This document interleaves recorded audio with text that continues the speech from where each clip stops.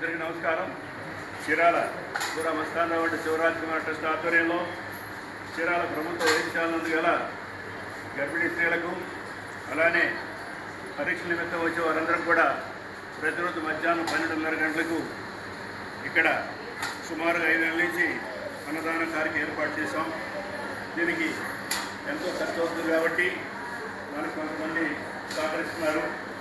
ఈరోజు సహకరించిన వారు కుండూరు విజయభాస్కర్ గారి మనవరాలు సహస్ర గారి 6వ పుట్టినరోజు సందర్భంగా ఈ అన్నదాన కార్యక్రమం ఏర్పాటు చేశారు.